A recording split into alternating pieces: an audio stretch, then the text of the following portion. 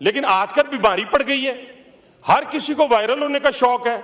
Viral होने के लिए और भी बहुत सारी चीजें, और खुदा का खौफ करें और अल्लाह से डरें कहीं वो ना वायरल हो जाएं। वो वायरल होगी तो फिर क्या होगा, फिर तो पूरी वायरल हो जाएंगी। बहन तायरा औरंगजेब साहबा बैठी हैं, हमने बनाए, हमने तो काम लिया, क्वालिटी काम लिया। हमने तो किसी को ब्लैकमेल नहीं किया, किसी कॉन्ट्रैक्टर को ब्लैकमेल नहीं किया। कॉन्ट्रैक्टर की जरूरत है जनाब स्पीकर कि वो रावलपिंडी में सब स्टैंडर्ड काम करके पेमेंट ले जाए, सवाल ही पैदा नहीं होता। ना लेके गया है, ना लेके जा सकता है। इसलिए कि ये साफ होना चाहिए, इसलिए कि बुग्ज नहीं होना चाहिए, इसलिए कि अपनी अना की खातर, अपने आधा किलो गोश्त की खातर पूरी भैंस ज़िबा करने की कोशिश नहीं होनी चाहिए। भाई साहब प्लीज, आप डबल बोल चुके हैं, 5 मिनट की जगह 10 मिनट बोलें। नादरीन, वो एक शेर का मिसरा है कि किसके घर जाएगा सैलाब बला मेरे बाद। तो नादरीन, हम पंजाब में सैलाब क्या आया कि लोगों के कच्चे चट्टे खुल गए। अब नून लीग वाले एक दूसरे के ऊपर तोहमत तराजियाँ और बोतान तराशियाँ कर रहे हैं।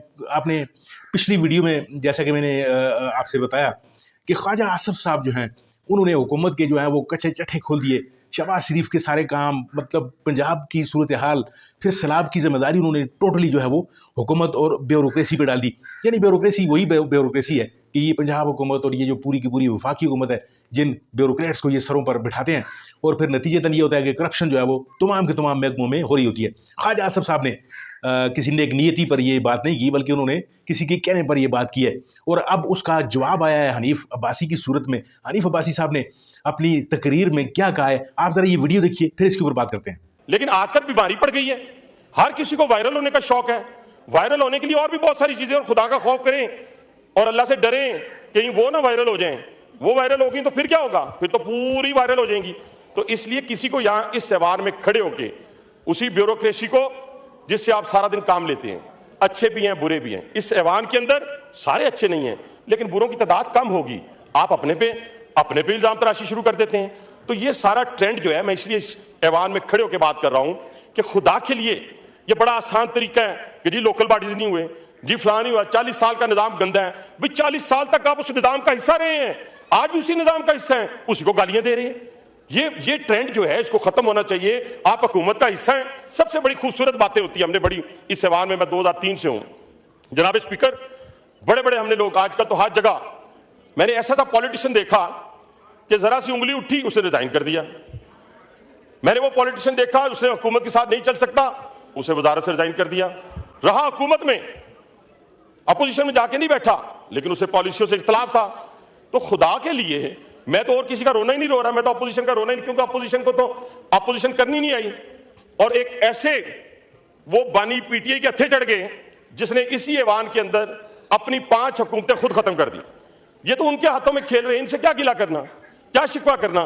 गिला शिकवा तो उन लोगों से है जिनके हाथ में ज़मामे कार है, उन्होंने डिलीवर करना है। और अल्हम्दुलिल्लाह मैं आज बड़े वसूख के साथ कहता हूं कि पाकिस्तान की इकॉनमी हो या पाकिस्तान का दिफा हो, आज अल्हम्दुलिल्लाह मजबूत हाथों में है।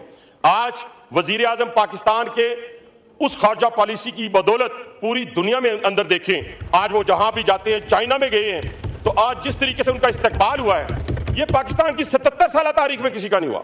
वहां पे और भी हुक्मरान आए, लेकिन उसका इस तरीके से इस्तकबाल क्यों हुआ? इसलिए कि पूरी दुनिया के सामने हम एक फाते की हैसियत से जा रहे हैं। आज अगर फील्ड मार्शल की तारीफ करें तो पेट में दर्द शुरू हो जाता है। आज अगर अपने उस फौजी जवान की बात करें, आज शहीदों की बात करें, तो पेट में दर्द शुरू हो जाता है। और दर्द वालों की हालत देखें, मैं इतना, मेरा दिल अफसुर्दा हुआ जनाब स्पीकर, आप भी ये ऐवान भी सुनेगा वाकया। हमारे यहाँ रावलपिंडी में एक कर्नल साहब, रिटायर्ड कर्नल, तहज्जुद गुजार, वो और उनकी बेटी जो है, एक मिनट, उनकी बेटी जो है वो सैलाब की नजर होती है, तो हम उनके मीम्स बनाते हैं। ये जालिम लोग, पढ़े लिखे लोग, और वो तरबियत की बानी पीटीआई ने इन लोगों की, नौजवान नस्ल की, कि खुदा की कसम मैं काम किया कि वो बाप और बेटी उस सैलाबी रेले की नजर होते हैं, तो उस पर भी तंज और मजा का आलम जो था उधर से बर्पा किया गया। इन गंदगी को रोकने के लिए, इस फहाशी को रोकने के लिए इकदामात कर दिए। आज जब फील्ड मार्शल एक तरफ अमेरिका में खड़े हैं, डिप्टी प्राइम मिनिस्टर चाइना में खड़े हैं, प्राइम मिनिस्टर अजरबैजान में खड़े हैं, तो ये खारजा पॉलिसी, वो खारजा पॉलिसी अल्लाह ताला के फजल करम से कि जिसका ख्वाब पाकिस्तान ने कभी देखा भी नहीं था, और उसी खारजा पॉलिसी की बदौलत हमसे कई गुना बड़ा मुल्क जो है वो आज डिफेंसिव सूरत हाल में है। आज मैं कहता हूं कि पूरी दुनिया का ताकतवर तरीन मुल्क जो है और उसके हुक्मरान जो हैं वो बता रहे हैं कि पाकिस्तान ने कितने जहाज गिराए, वो बता रहे हैं दुनिया को, वो हिंदुस्तान को बता रहे हैं कि हाँ तुम्हारे 7 जहाज गिरे हैं। मैं वाइंड अप कर रहा हूं। तो कहने से मुराद यही है जनाब स्पीकर कि हमने इस ऐवान किया है या करते हैं, ये बहुत ही मैं समझता हूं मुकद्दस ऐवान है और इसकी बदौलत ही आज अल्लाह ताला ने हमें इस पाकिस्तान के अंदर, एक पाकिस्तान के बाहर इज्जतों से नवाजा है। हाँ, हम डिलीवर नहीं कर सके अपने हल्के के अंदर, तो वो रोना किसी और पे डालने की बजाय अपनी जिम्मेदारी कबूल करें, अपने गिरेबानों में झांकें और उस मेहनत को और उस स्ट्रगल को जो दिन रात वजीर आज़म पाकिस्तान की तरफ से होती है या वजीर आला पंजाब की तरफ से होती है, उसको डिस्क्रेडिट करने की कोशिश ना करें सिर्फ अपने वायरल होने। और मैंने तो आज तक जनाब स्पीकर, मैंने आज तक हमारे यहाँ भी बड़े बड़े हमने कॉन्ट्रैक्टर्स देखे, ठेकेदार देखे, काम करवाए। हम वो शख्स खड़ा है जिसने मेट्रो पिंडी इस्लामाबाद में चेयरमैन था, जो बड़े बड़े ये रावलपिंडी इस्लामाबाद के ब्रिजेस, हॉस्पिटल्स 300-300 बेड के 3 बनाए, बड़े बड़े हॉस्पिटल, ये राजा प्रोफेसर साहब बैठे हैं, रावलपिंडी से ताल्लुक है, और मेरी बहन तायरा औरंगजेब साहबा बैठी हैं, हमने बनाए। हमने तो काम लिया, क्वालिटी काम लिया, हमने तो किसी को ब्लैकमेल नहीं किया, किसी कॉन्ट्रैक्टर को ब्लैकमेल नहीं किया, किसी को हमने ये नहीं कहा। अब भट्टू साहब आप बोलना चाह रहे हैं, आपके पॉइंट ऑफ जी, माइक खोलें, वाइंड अप करें, आखिरी वाइंड अप करें। किस कॉन्ट्रैक्टर की जरूरत है जनाब स्पीकर कि वो रावलपिंडी में सब स्टैंडर्ड काम करके पेमेंट ले जाए?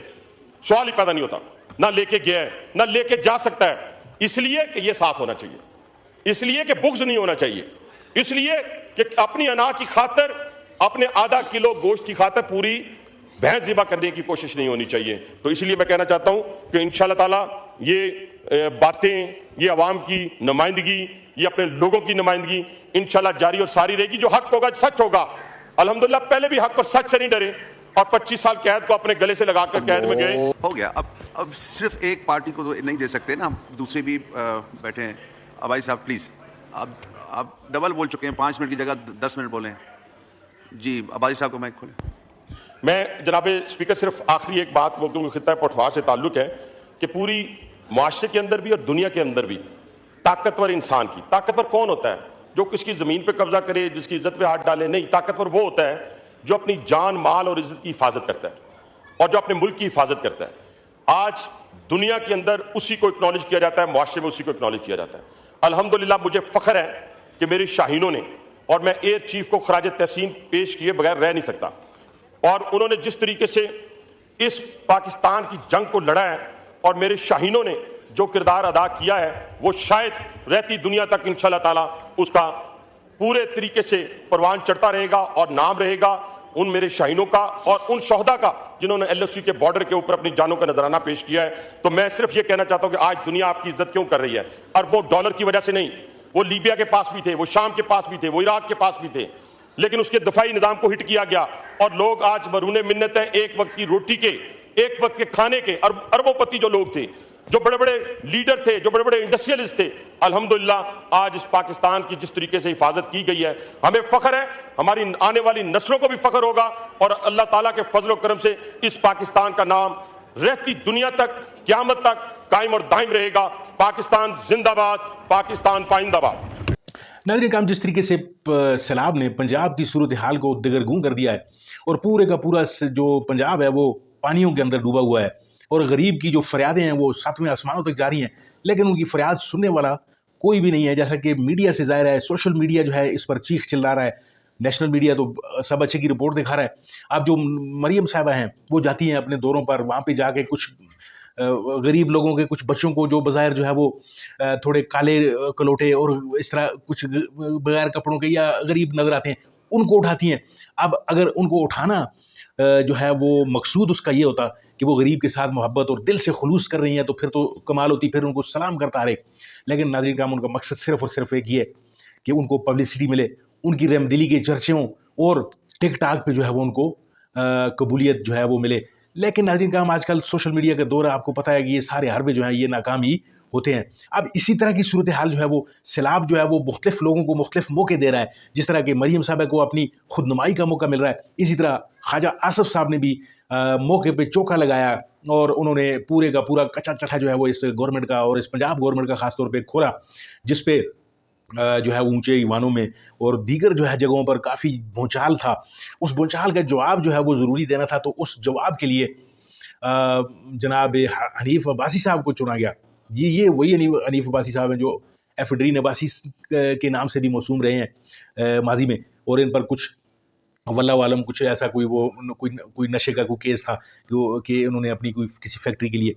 बहरहाल कहने का मकसद ये है कि ये इस तरह के जो लोग हैं, जराइम पेशा लोग, या जो मुबैना तौर पर जो इस तरह के लोग हैं कि जो असम्बलियों में बैठ कर एक दूसरे के कपड़े उतार रहे हैं और ये नहीं कर रहे कि फील्ड में जाएं और लोगों की जो है वो पुरसान हाल करें, लोगों को पूछें कि उन पर क्या इत्तला का दौर है, किसी की भैंसें जो हैं वो मर गई हैं, किसी के घर गिर गए हैं, किसी के जो है वो बच्चे बिछड़ गए हैं लोगों से, और इन लोगों को असम्बलियों में हम करोड़ों रुपए जो है वो लगा कर असम्बलियों में भेजते हैं। और हालत इनकी ये है कि ये एक दूसरे पे इल्ज़ाम तराशियाँ, एक को बुरा कह रहा है, दूसरा दूसरे को बुरा कह रहा है।